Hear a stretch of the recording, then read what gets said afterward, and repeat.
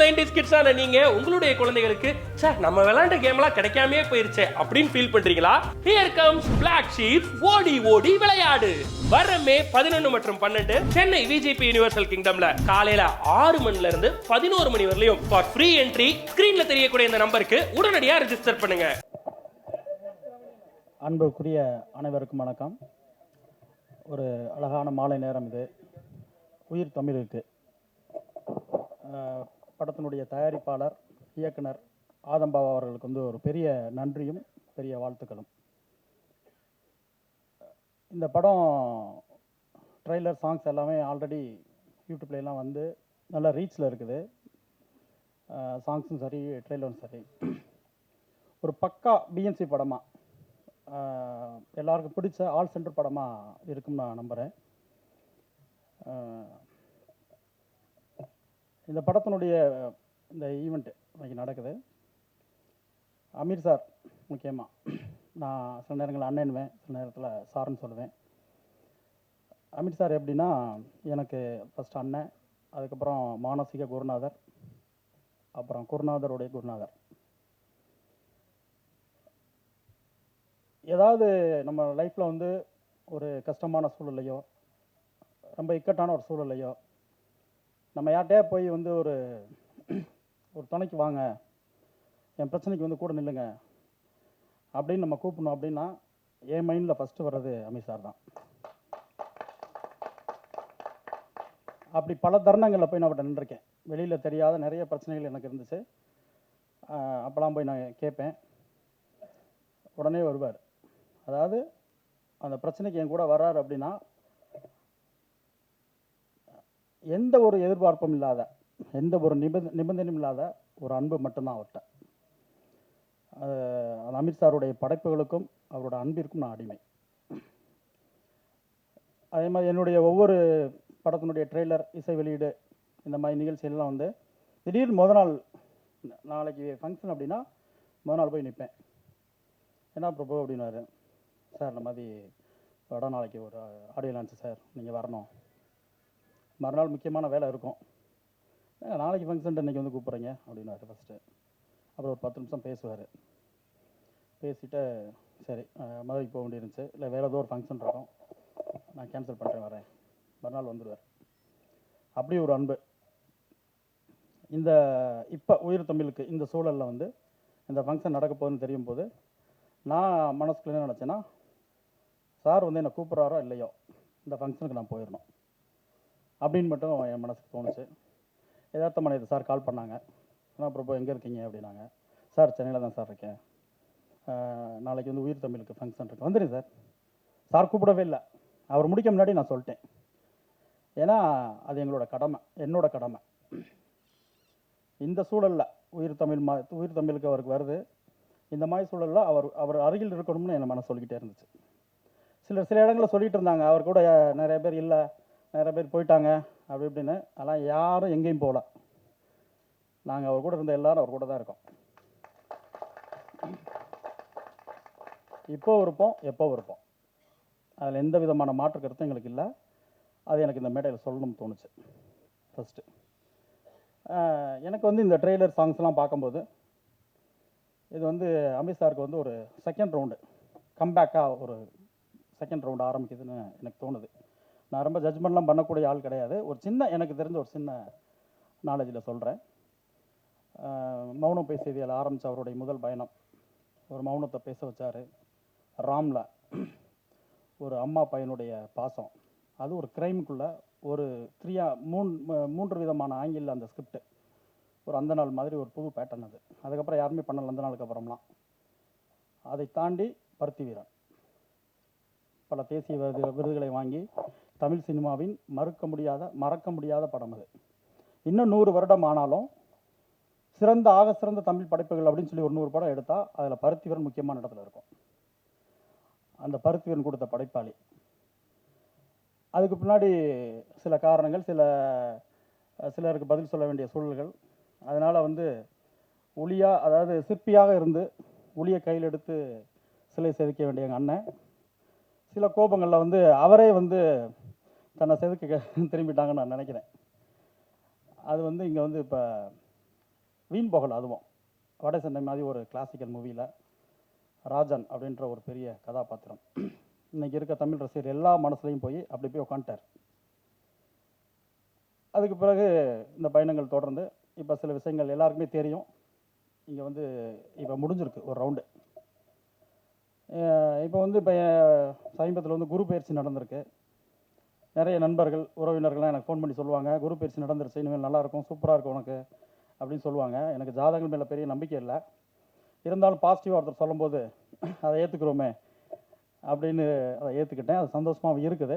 அந்த மாதிரி அமீர் சாருக்கு இப்போ தான் ஒரு நல்ல டைம் திரும்ப செகண்ட் ரவுண்டில் ஸ்டார்ட் ஆகிருக்குன்னு எனக்கு தோணுது. ஏன்னா எவ்வளோ விஷயங்களை கடந்து எவ்வளோ பெரிய உயரமான வெற்றிகளையும் விருதுகளையும் பார்த்துட்டாரு, தோல்வியிலையும் பார்த்துருக்காங்க. எல்லாத்தையுமே எல்லா மனிதர்களையும் எல்லா சூழல்களையும் எல்லா சூழ்ச்சிகளையும் சந்திச்சுட்டு வந்திருக்கார். ஸோ ஒரு மனிதருடைய எல்லா முகங்களையும் பார்த்துட்டு வந்திருக்காருன்னு நான் நினைக்கிறேன். அதுக்கு பிறகு செகண்ட் ரவுண்ட் ஆரம்பிக்குது. நான் சொல்கிற இந்த குரு பயிற்சி இந்த ராசிலாம் வந்து அமீர் சார் ஏற்றுக்குவாங்களான்னு தெரில. ஏன்னா அமீர் சார் வந்து இஸ்லாம் மதத்தை பின்பற்றக்கூடியவர், நான் வந்து இந்து மதத்தை பின்பற்றக்கூடிய நபர். ஆனாலும் எனக்கு அவர் அண்ணன், நான் தம்பி தான். அதில் எங்களுக்கு எந்த குழப்பமும் எப்பவும் கிடையாது. என்னுடைய நாட்டார் தெய்வங்களை பற்றி அமீர் சார் வந்து எப்பவும் எந்த சிறு குறைகளும் சொன்னது கிடையாது, எந்த விமர்சனம் வச்சது கிடையாது. அண்ணனுடைய இஸ்லாம் மதத்தையோ நபிகள் பற்றியோ நாங்கள் எந்த விமர்சனம் வச்சது கிடையாது, எந்த குறையும் சொன்னது கிடையாது. இது இங்கே மட்டும் இல்லை. இப்போ எங்கள் மதுரை பகுதியில் பார்த்தீங்கன்னா நிறைய இஸ்லாம் மத உறவினர்கள்லாம் இருப்பாங்க. நாங்கள் மாமா மச்சான் தான் பேசிக்கிடுவோம். எங்கள் பகுதிகளில் உறவு முறையில் தான் பேசிக்கிடுவோம். என்ன எனக்கு வயது மூத்தவராக இருந்தால் நான் மாமானுவேன், என்னுடைய வயது இளையவராக தான் மாப்பிள்ளைன்னு சொல்லுவேன்.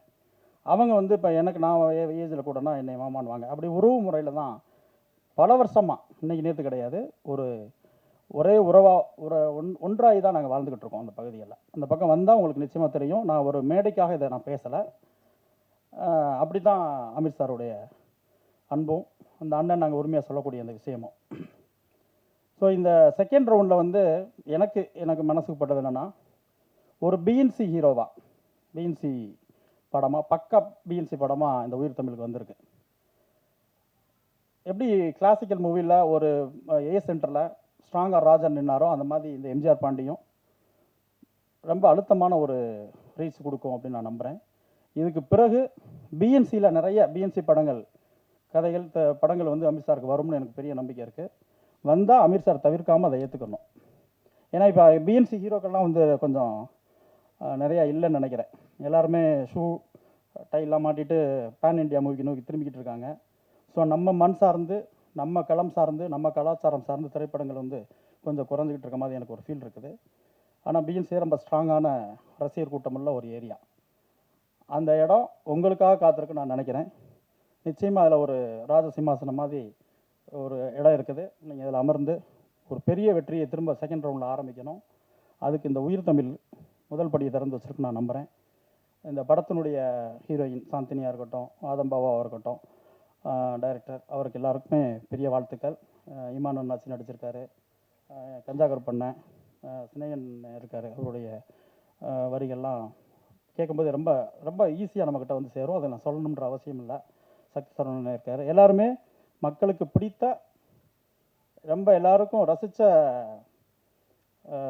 நடிகர்களாக இருக்காங்க. நிச்சயமாக அந்த படம் எல்லாருக்கும் பிடிக்கும். இந்த உயிர் தமிழுக்கு, அதாவது எனக்கு நான் படம் என்னுடைய சுந்தரபாண்டியன் இயக்கி ஒரு 10 வருடத்துக்கு மேலே ஆயிடுச்சு. இந்த முதல் படம் வந்து அப்போ வந்து ஏதாவது சோதனைகள் வரும்போதெல்லாம் நான் வந்து பாரதியாருடைய தேடி சூரநிதம் தின்று பல சின்னஞ்சிறு கதைகள் பேசி அந்த கவிதையை தான் முழுமையாக அடிக்கடி சொல்லி தைரியப்படுத்திக்கிடுவேன். ஆனால் எங்கள் அண்ணனுக்கு அமீர் சாருக்கு வந்து பிரச்சனை வரும்போதுனா அவர் என்ன பண்ணிடுவார்னா, எனக்கு தெரிஞ்சது அச்சமில்லை அச்சமில்லை அச்சம் என்பதில்லையடா அப்படின்ட்டு ஒரு ஸ்டார்ட்டில் அண்ணன் கிளம்பிடுறாங்க. அச்சம் அண்ணனுக்கு இல்லை, பக்கத்தில் இருக்க எங்களுக்கு தான். ஏன்னா எதுக்கு அடிக்கிறான், வண்டி எடுத்துட்டார் பையன், எடுக்கும்போதே டாப் கியரில் வேறு அவன் ஆக்சிடென்ட் உறுதி, அடி அவனுக்கு கொடுக்க போதா அண்ணனுக்கு கொடுக்க போதா, ஏதோ நிச்சயமாக காயம் இருக்குது. அது யாருக்கும் தெரியாமல் நாங்கள் பதட்டத்தில் இருப்போம். ஏன்னா இந்த சூழலில் இப்படி ஒரு நிலைமையில் அந்த டிசைனை பார்த்தீங்கன்னா, இந்த பக்கம் எம்ஜிஆர் இருக்கார், அந்த பக்கம் கலைஞர் இருக்கார், அந்த பக்கம் பிரபாகரன் அம்மா இருக்காங்க. ஸோ இப்படி ஒரு டிசைன் பண்ணணும்னாவே அதுக்கு ஒரு கட்டாயமாக வேணும். அதுதான் அந்த மக்கள் போராளி நம்ம அந்த பேருக்கு, அந்த அடைமொழிக்கு இந்த கட்ஸ் வந்து நிச்சயமாக அதுக்கு சரியாக அமைஞ்சிருக்குன்னு நான் நினைக்கிறேன். நிச்சயமாக ஒரு பெரிய ரீச்சில் இந்த உயிர் தமிழுக்கு அமையும். வாழ்த்துக்கள். கூட போகிறவங்களை பற்றி சொல்லணும் அப்படின்னா, கேலிக்கட்டில் பிறந்து அமெரிக்காவில் படித்து மலையாள சினிமா இண்டஸ்ட்ரியில் டாப் ஹீரோஸ்க்கு ஜோடியாகி இப்போ உயிர் தமிழுக்கு படத்தில் தமிழ் அப்படின்ற கதாபாத்திரத்தில் நடிச்சிருக்கக்கூடிய நடிகை சாந்தினி ஸ்ரீதரன் அவர்களை பேச அழைக்கிறேன்.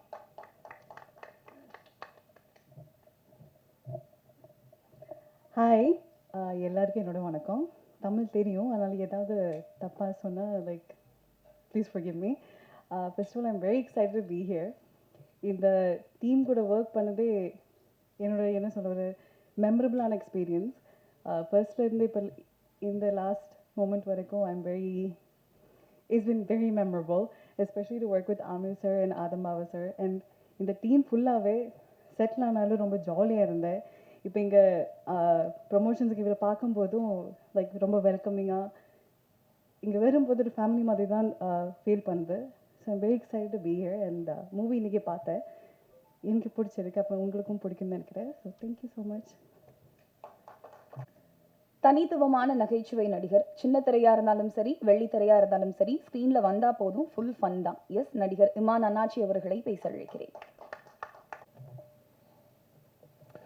அன்பு தமிழ் சொந்தங்களுக்கு என்னோட முதல் வணக்கம். இந்த படத்தை பற்றி சொல்லணும்னா நிறைய சொல்லலாம். ஃபஸ்ட்டு இது ஒரு செம காமெடி ஜானர் படம். படத்தில் ஃபஸ்ட்டு ஃப்ரேம்லேருந்து நான் படம் பார்த்துட்டேன். லாஸ்ட் வரைக்கும் செம்மையாக என்ஜாய் பார்க்குற மாதிரியான ஒரு படமாக இருக்கும். அண்ணன் சொன்ன மாதிரி தேட்டருக்குள்ளே வந்தால் ஒரு மனமகிழ்ச்சியோட இவ்வளோ ஜாலியான ஒரு விஷயத்த, சீரியஸான விஷயத்த பயங்கர ஜாலியாக இயக்குனர் சொல்லியிருக்காரு.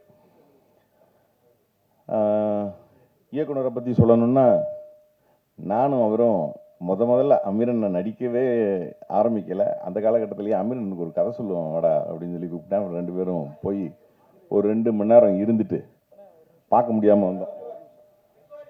ரெக்கார்டிக்குதா?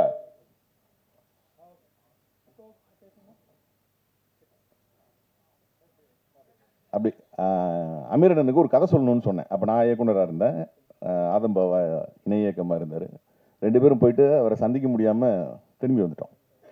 அதுக்கப்புறம் தன்னோட முயற்சியிலையும் வளர்ச்சியிலையும் இன்னைக்கு ஒரு மிகப்பெரிய ஒரு ப்ரொடியூசராக வேற யாராக இருந்தாலும் இவ்வளோ பாரத்தை தாங்கியிருக்க முடியுமா அப்படிங்கிறது தெரில.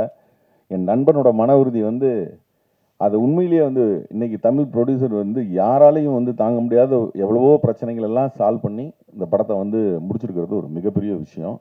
அதையும் அவ்வளோ நேர்த்தியாக படம் பார்த்தா அந்த ஃபஸ்ட் ஃப்ரேம்லேருந்து லாஸ்ட் வரைக்கும் அவ்வளோ இன்ட்ரெஸ்டாக இந்த படத்தை இயக்கியிருக்காரு. இந்த படத்துக்கு பின்னால் அவரோட கதை விவாதங்கள்லையும் கதையும் அவர் எப்படி நல்லா பேசுவார் அப்படிங்கிறது எங்களுக்கு ரொம்ப நல்லா தெரியும். ஆனால் ஃபஸ்ட்டு டைம் இயக்கத்துலேயும் ஒரு மிகப்பெரிய பேர் அந்த படத்தின் இயக்குனர் ஆதம்பாவாவுக்கு கண்டிப்பாக கிடைக்கும். அதான் அன்னைக்கு அமீரனை சந்திக்கிறதுக்கே எங்களால் முடியாத ஒரு காலகட்டத்தில் இன்னைக்கு அவரை வச்சு இயக்குற அளவுக்கு உயர்ந்த என் நண்பனுக்கு உண்மையிலேயே என்னுடைய முதல் வாழ்த்துக்களை தெரிவிச்சுக்கிறேன். அமீர் என்ன அவர் நம்மளை சிஷியன்னு நினைக்கிறாரோ இல்லையோ, நமக்கு எப்பவுமே அவர் குரு தான். ஒரு ஆள் இல்லாத சிக்னலில் கூட அத்துமீறி தன்னோட கார் கூட போயிடக்கூடாது அப்படின்னு நினைக்கிற ஒரு சுய ஒழுக்கமான கேரக்டர் அவர். அவரை பார்த்து தான் நான்லாம் படத்தில் விடுங்க, என்னோட பர்சனல் கேரக்டரில் கூட நிறைய திருத்திக்கிற மாதிரியான விஷயங்கள்லாம் அது அவனோட சுய ஒழுக்கத்தை பார்த்ததுக்கப்புறம் தான் எனக்கெல்லாம் அப்படி ஒரு எண்ணமே தோன்றுச்சுன்னு சொன்னால் அது மிக இல்லை. படத்தோட ஹீரோயின் அவங்க இந்த படத்துக்கு முன்னால் உண்மையிலேயே ஒரு பெரிய இடத்துக்கு கண்டிப்பாக வருவாங்க. ஏன்னா அவ்வளோ இளமையாக அவ்வளோ அழகாக அப்படி ஒரு ஹீரோயின், ஒரு படத்தோட ஆர்டிஸ்ட் குரூ ஒரு பெரிய ப்ளஸ்ஸாக இருக்கணும். எல்லா இடத்துலையுமே இமான் அண்ணாச்சி செம்ம ஸ்கோர் பண்ணியிருப்பார். மற்றும் 6 பேர் அப்படின்னு ஒரு குரூப் இருப்போம். அந்த குரூப் எல்லா இடத்துலையுமே சீன் பை சீன் ஸ்கோர் பண்ணியிருப்போம். எனக்கும் படத்தின் ஆரம்பத்திலிருந்து கடைசி வரைக்கும் ஒரு நல்ல வாய்ப்பு வழங்கிய என் நண்பனுக்கும் அமீரண்ணனுக்கும் என் நன்றியை தெரிவிச்சுக்கிறேன். நன்றி. தனித்துவமான நகைச்சுவை நடிகர். சின்ன திரையா இருந்தாலும் சரி, வெள்ளி திரையா இருந்தாலும் சரி, ஸ்க்ரீனில் வந்தால் போதும் ஃபுல் ஃபன் தான். எஸ், நடிகர் இமான் அண்ணாச்சி அவர்களை பேச அழைக்கிறேன்.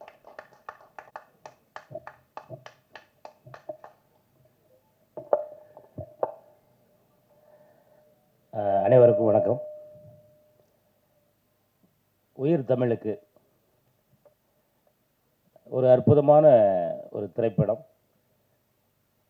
எல்லா படத்துலையும் எத்தனையா சொல்கிறேன், எதோ மாற்றி கீற்றி சொல்ல மாட்டேன் அப்படின்னு சொல்லி நீங்கள் யோசிக்கிறது எனக்கு புரியுது.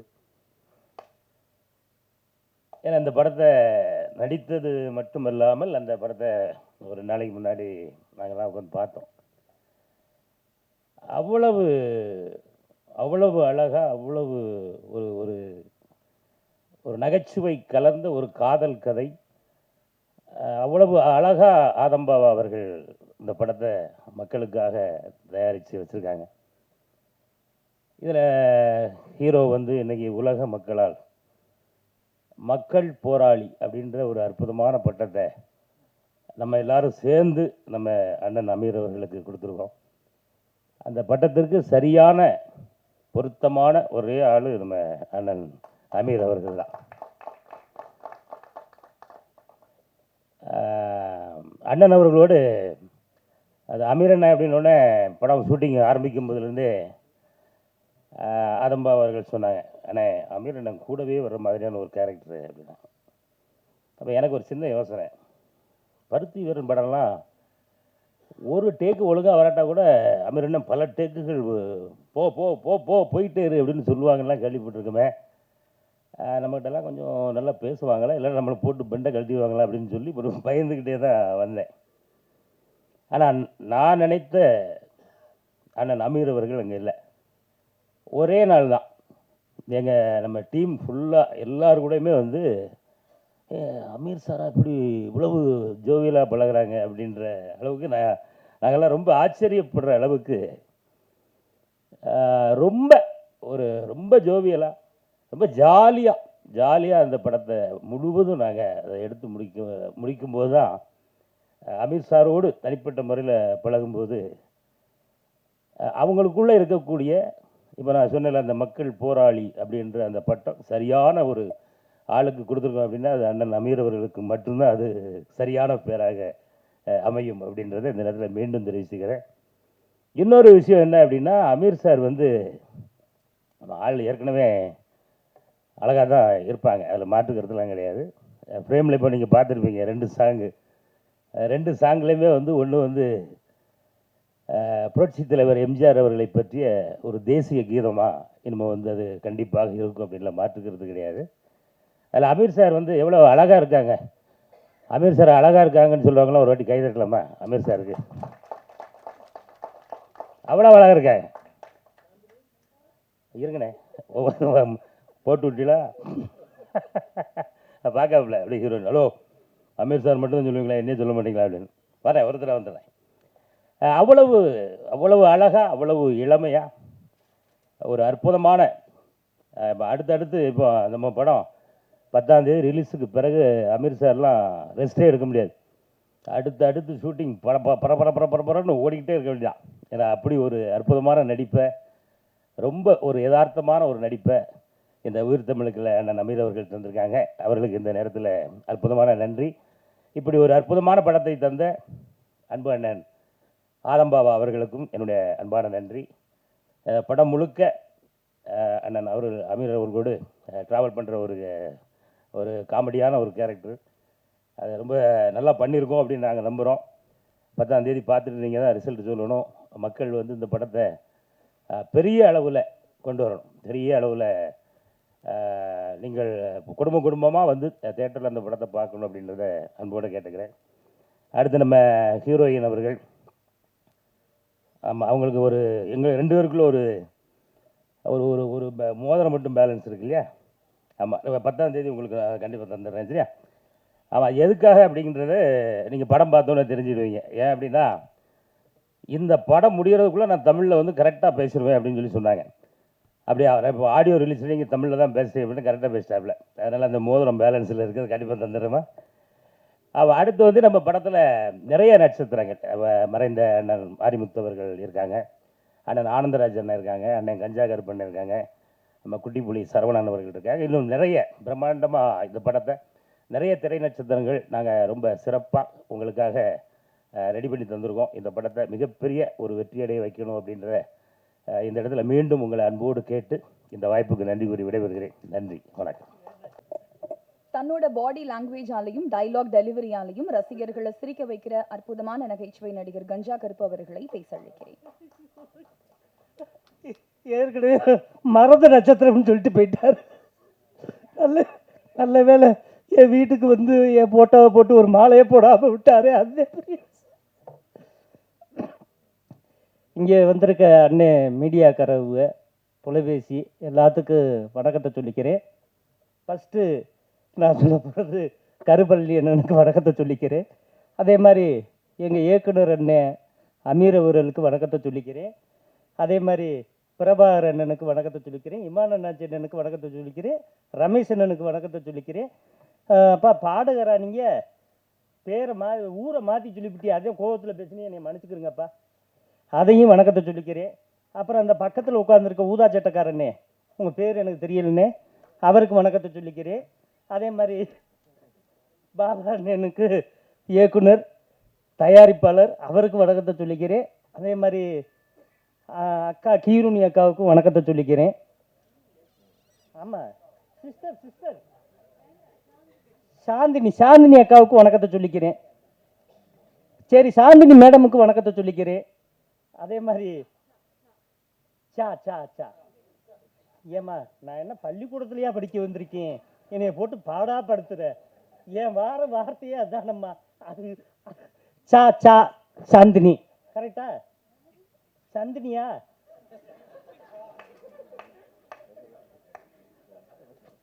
சரி, ஏதோ ஒன்று. சாந்தினி மேடமுக்கு வணக்கத்தை சொல்லிக்கிறேன். வாரதை வச்சுக்கிறேங்கம்மா, ஏன் விட்டுறாதீங்க. அதே மாதிரி பொண்ணு எனக்கு வணக்கத்தை சொல்லிக்கிறேன். அதே மாதிரி ஆமாம், கவிஞர் ஐயா சினேக ஐயாவுக்கு வணக்கத்தை சொல்லிக்கிறேன். என்னைக்கு கட்டிப்பிடி வைத்தியம் மாதிரி அவர் ரொம்ப பாசமாக இருக்கார், இளமையாகவே இருக்கார், அதுக்கு வணக்கத்தை சொல்லிக்கிறேன். அதே மாதிரி பங்காளி சத்யசரவணன் அவர்களுக்கு வணக்கத்தை சொல்லிக்கிறேன். உயிர் தமிழுக்கு இப்போ பார்த்தா இந்த ஃபோட்டோவில் புரட்சி தலைவர் எம்ஜிஆர் ஐயா, அதே மாதிரி புரட்சி தலைவி அம்மா அவர்கள். ஏன்னா நாங்கள் அப்படித்தான் சொல்லணும், பேரை சொல்லக்கூடாது, ஜெயலலிதா அம்மான்னு சொல்லக்கூடாது. நாங்கள் கட்சியில் இருக்கிறதுனால அதை யூஸ் பண்ண மாட்டோம். புரட்சி தலைவி அம்மா அவர்கள்தே நாங்கள் சொல்லுவோம். அதே மாதிரி ஐயா முன்னாள் முதல்வர் கலைஞர் ஐயாவுக்கு வணக்கத்தை சொல்லிக்கிறேன். அதே மாதிரி அண்ணன் கேப்டன் அவர்களுக்கு வணக்கத்தை சொல்லிக்கிறேன். இந்த படத்தில் வந்து எங்களுடைய ரோல் சின்ன ரோலாக இருந்தாலும் அமீரன் படத்தில் வந்து என்னை எப்படி யூஸ் பண்ணுவார்னு எனக்கு தெரியும். ஒவ்வொரு கேரக்டரும் செதுக்கி வைப்பார், அதே மாதிரி அடித்து என்கிட்ட வந்து வேலை வாங்குவார்.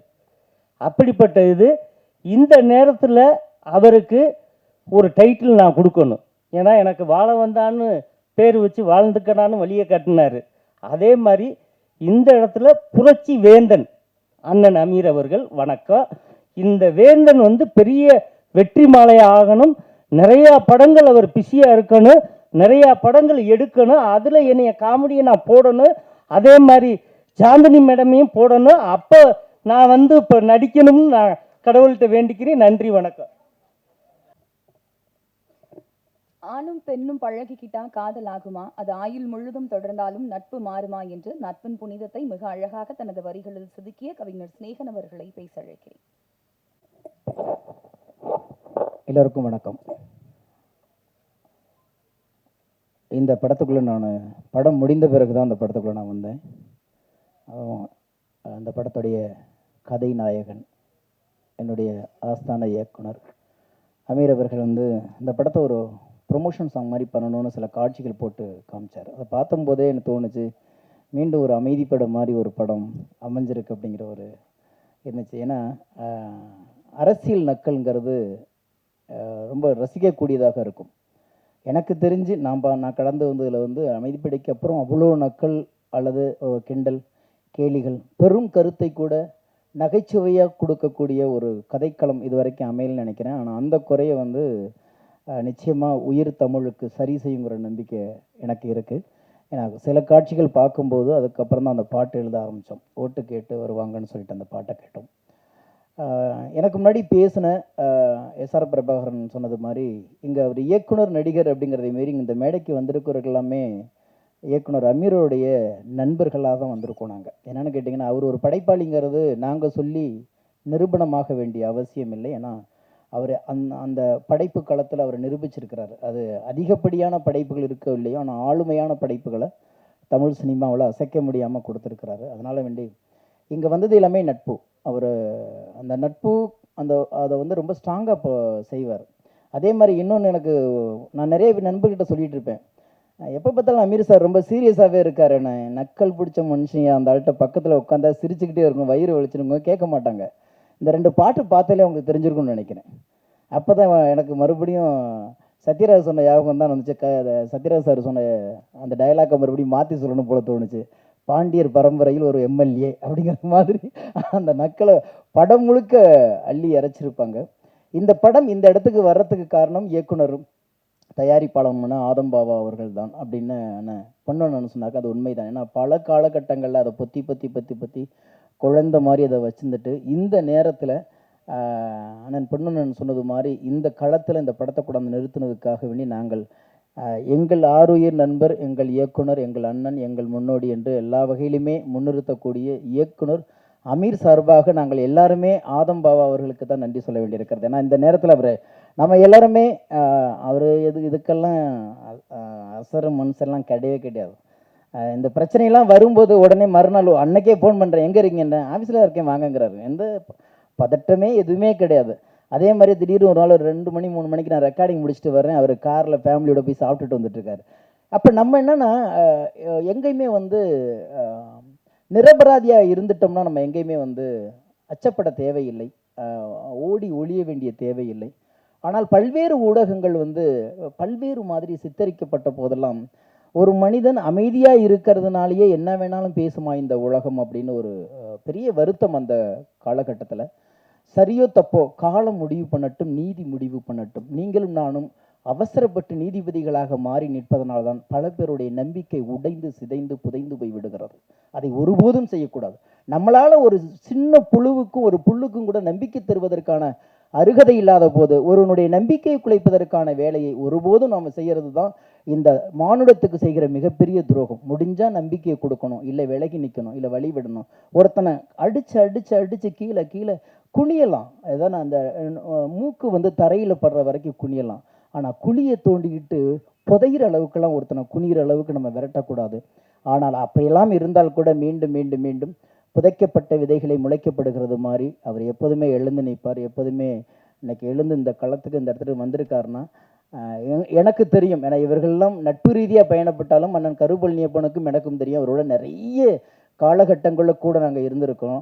அதெல்லாம் எதற்கும்லாம் அசர மனுஷன் கிடையாது. அந்த அளவுக்கு நின்றுருக்காரு. கண்டிப்பாக காலமும் இறைவனும் அவருக்கான ஒரு பெரிய விடியலை கொடுக்கும். இந்த படத்தை பொறுத்த வரைக்கும் நிச்சயமாக அரசியலில் ரொம்ப வலுவாக நகைச்சுவையாக பேசியிருக்கிறது. ஏன்னா மிகப்பெரிய உலக வரலாறுகளையும் உலக அரசியல்களையும் நகைச்சுவை மூலியமாகத்தான் நம்ம இந்த படைப்புகள் கொடுத்துருக்கு. அதுக்கு ஒரு மிகப்பெரிய உதாரணமே சார்லி சாப்ளின் ஹிட்லரை கூட அவ்வளவு தூரம் சட்டையர் பண்ணி எவ்வளோ நகைச்சுவை பண்ணியிருக்காரு, எவ்வளோ பெரிய கருத்துக்களை எடுத்து கேலி கிண்டலுமாக இந்த படைப்புலகத்தில் தெளிச்சிருக்காருங்கிறது நம்ம எல்லாத்துக்குமே தெரியும். அந்த அளவில் பெரும் கருத்துக்களை கூட முகம் சுளிப்பார்களோ என்ற பயப்படுகிற கருத்துக்களை கூட நகைச்சுவையாக சொல்லும் பொழுது அதை இலகுவாக மக்களுக்கு கடத்த முடியும். அந்த ஒரு வித்தையை ஆதம்பாவா அவர்கள் இந்த படத்தில் அமீர் அவர்களை வைத்து நகர்த்தியிருக்கிறாரு. நிச்சயமாக அரசியல் நம்ம எல்லாருமே ஒரு அரசியல் கட்சி தான். நான் எந்த கட்சியும் இல்லைன்னு யாரும் சொல்ல முடியாது. வீட்டை விட்டு வெளியில் வந்துட்டீங்கன்னாவே நீங்கள் அரசியல்வாதி தான். வேணால் உங்களுக்கு அடையாளம் இல்லாமல் இருக்கலாம், சொல்லாமல் இருக்கலாம், எந்த அரசியலும் இல்லாமல் யாரும் வாழ்ந்து விட முடியாது. பேச பயப்படுகிறோம். பேச துணிகிறவர்கள் வீதிக்கு வருகிறார்கள். வீதிக்கு வந்தவர்கள் விமர்சனம் செய்யப்படுகிறார்கள், விமர்சனத்துக்கு ஆளாகிறார்கள். விமர்சனத்துக்கு ஆளாகி பயந்து போனவர்கள் தோற்று போகிறார்கள், துணிந்து இருந்தவர்கள் வென்று விடுகிறார்கள். அமீரும் ஆதம்பாவாவும் இந்த படத்தில் துணிந்து இருக்கிறார்கள், வெல்லுவார்கள். வாழ்த்துக்கள்.